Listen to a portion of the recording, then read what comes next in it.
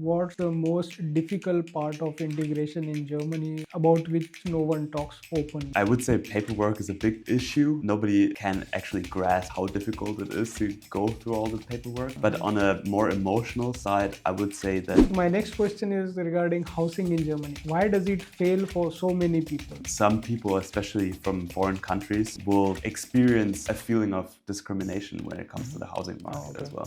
One Indian habit which is appreciated by Germans. You know, Germany can be quite a depressing country in winter. It's very gray here. Actually, the friendliness, the warmth that I feel from Indians specifically. So Jonas, what are the biggest red flags people often ignore when it comes to relocating to Germany?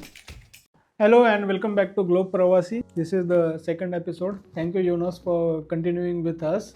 So in the previous episode, we have discussed paperwork, expectations, and the preparation. If you haven't saw that video, I will put the link in the description. The real struggle starts, in my opinion, is when you land in Germany. So after arrival Germany, there are some serious problems. So it's like housing, language, culture, and also the everyday struggles. Even if you are already living in Germany, I have also observed like so many people are struggling with the PR and the citizenship applications because they are getting delayed, documents are missing, and Jonas will also guide us on that with some examples which he already has.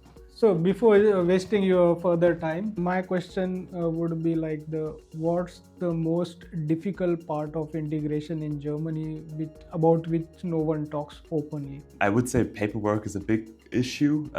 Nobody can actually grasp how difficult it is to go through all the paperwork. But on a more emotional side, I would say that what's really difficult about the integration is feeling like you've made it in Germany and that you've settled down.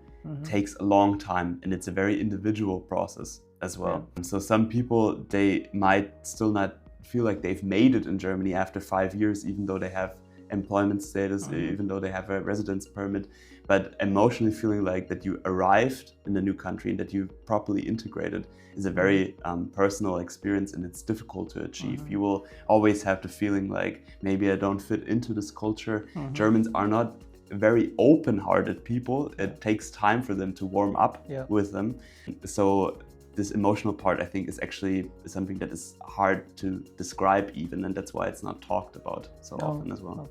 So my next question is regarding housing in Germany. Why does it fail for so many people? You know, it's a difficult topic. So first of all, there is a shortage in housing, just in general. Cheap and big apartments that are actually affordable, a lot of people will inquire about them. So the landlord basically has so many options that he can choose from. So it's like, if you apply for a house, you have to see it almost like a job interview.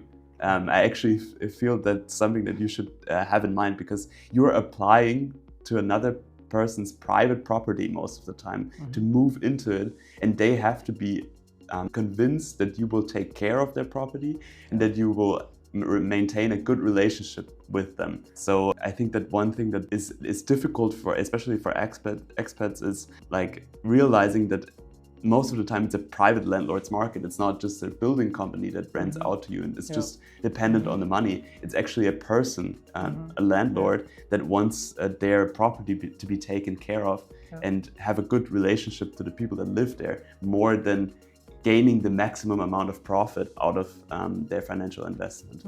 I would also like to add that some people, especially from foreign countries, will experience a feeling of discrimination when it comes to the housing market as well. Because the landlords often have a big selection of people that apply for apartments. They tend to overlook maybe people with foreign names, because they could pose problems in the long run with communication, for example. But one way to tackle this problem is actually your language proficiency, because it really comes down to meeting the people in real life, and if they see that you can communicate with them and you present yourself in a way that they feel like they can trust you and can communicate well with you, then that also helps with overcoming these barriers when it comes to the housing market. Okay. So Jonas, what are the biggest red flags people often ignore when it comes to relocating to Germany? For example, when you look for accommodation, when you're still in your respective country, like India, for example, you want to rent out an apartment, let's say, and people pressure you to sign contracts, for example. That's a very red flag. Landlords, if they don't want to do online viewings, if you can't actually see the place in beforehand, that's a big red flag too.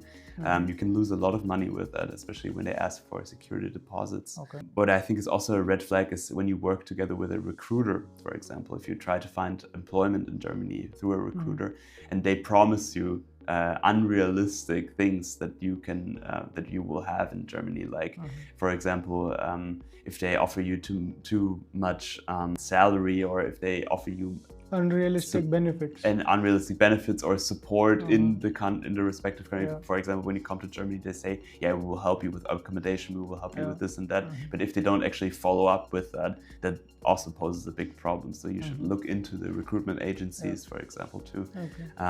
These are some of the red flags that I came across. When there are red flags, then there are also some green flags, hopefully. So any green flags? So green flag, of course, would be if somebody actually talks with you about the challenges that the life poses. If somebody is not only talking about the positive things in Germany, but also will tell you the things that we discussed earlier in our conversation already, like that it's difficult for you as a foreigner in Germany, that there will be challenges when it comes to communication, when it comes to housing, when it comes to paperwork. These things should be addressed beforehand, and that's definitely a green flag if somebody does that for you. When it comes to housing, for example, a green flag is if the landlord is actually talking you through the actual cost of an apartment. I mean, you've been in Germany now and you rented also places in Germany. There's different ways of how the costs are structured, and sometimes it may seem intransparent if you're not familiar with the system. And if you find a landlord who actually tells you, okay, the utilities are that much, then you still have to pay for an internet contract, etc. That is a green flag for sure. And when it comes to the housing as well, we're talking about the pressure. If people don't put pressure on you with signing contracts, that is also a green flag. So my next question would be, which support service is the most underrated? I think, a home search support is not underrated, I think, but it is more crucial than you might think it is. Especially because of the challenges that we just talked about, like with foreigners applying for properties. What I always suggest to companies that we're working with is including a mentoring or like a tandem kind of situation within the workplace. That's something that we also can provide as a relocation service, because we're not working with the people, right? Having a designated employee or colleague at your work that is your mentor a little bit, that helps you guide through the challenges and obstacles that come across, is something that is extremely beneficial to your integration process. One Indian habit which is appreciated by Germans. Well, I can speak for all Germans, of course, but what I always appreciate is actually the friendliness and the warmth that I feel from Indians specifically. Germany can be quite a depressing country in winter. It's very gray here, not a lot of sun, not a lot of sunlight. And if you have like an Indian colleague, which kind of like just shows like appreciation, friendliness for being there, that's something that can bring a little bit of light into your dark winter. That's good thing to note. Jonas, we were talking previously also about the PR. So there was one situation with the PR application where your service helped them to get the PR. Yeah, we had specifically a situation with one healthcare worker that got actually cancelled in the probation period in the 6 months, and we helped them to find a new job, and she ended up also succeeding at that job. But we had big troubles with the foreigners office there, because when you change jobs, it needs to be announced to the employment agency, but also foreigners office, etc.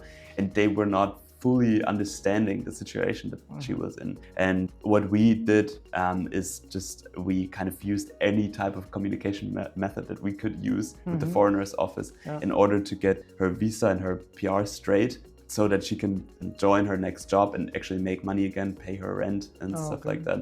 So that's one situation where our service helped, in the sense of like, we were able to put the pressure onto the authority. If you do that as an individual, it's very difficult. A lot of people try to put pressure on them, but you have to kind of know how the system works, which people you have to talk to, and how you have to approach them in order to achieve what you want to achieve.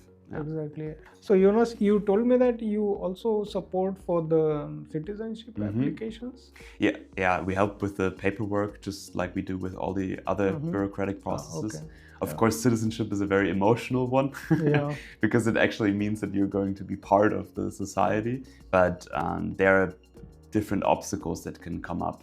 To be honest, when I get cases of citizenship, I always look at them individually, because you kind of have to reset your perspective every time you do it, because everybody has been here for a different amount of times, did different jobs, different employment situations, different family situations as well. So it's a very individual process that needs to be consulted beforehand, before you start it. Thank you, Jonas, for your time. Thank you. It was quite interesting. I also myself learned a lot, new things. Thank you guys for watching the video till the end. Hope you found this episode also very useful, like the first one. And if you want to get connect with Jonas for the services, I will put the link in the description. Through that link, you can connect with Jonas. Thank you. See you until next time. Bye bye.